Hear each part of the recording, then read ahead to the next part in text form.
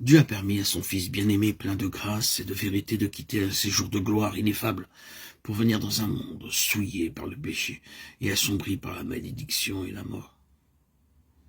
Il a consenti à le voir quitter le sein du Père et l'adoration des anges pour venir souffrir l'opprobre, les injures, l'humiliation, la haine et la mort.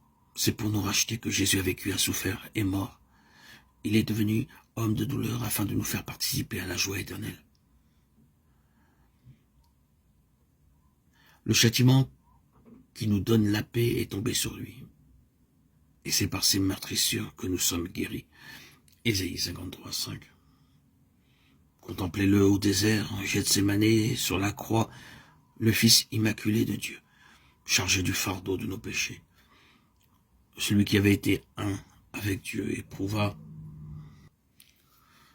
dans son âme l'horrible séparation que le péché creuse entre l'homme et Dieu. Séparation qui lui arracha ce cri d'angoisse. Mon Dieu, pourquoi m'as-tu abandonné? Matthieu 27, 46. C'est le fardeau du péché, le sentiment de son énormité qui brisèrent le cœur du Fils de Dieu. Mais ce grand sacrifice n'a pas été consommé afin de faire naître dans le cœur du Père des sentiments d'amour pour l'humanité déchue et pour le disposer à le sauver. Non, non. Dieu a tant aimé le monde qu'il a donné son Fils unique. Jean 3, 16. Ce n'est pas à cause de la propitiation faite par son Fils que le Père nous aime. C'est parce qu'il nous aime qu'il a pourvu à cette propitiation. Jésus-Christ est l'intermédiaire par lequel le Père a pu répandre son amour infini sur un monde perdu. Dieu a réconcilié en Christ le monde avec lui-même. 2 Corinthiens 5, 19. Il a souffert avec son Fils, dans les détresses de Gethsémanée comme dans la mort du calvaire. C'est le cœur de l'amour infini qui a payé le prix de notre rédemption.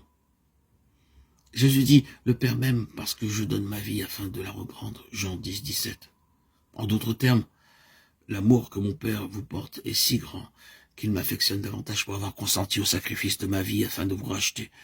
Je lui suis devenu plus cher par le fait que je me suis constitué votre garant en déposant ma vie et en prenant sur moi vos transgressions, car par mon sacrifice, Dieu, tout en demeurant juste, peut justifier celui qui croit en moi. Seul le Fils de Dieu avait le pouvoir de nous racheter. Seul celui qui était dans le sein du Père pouvait le faire connaître.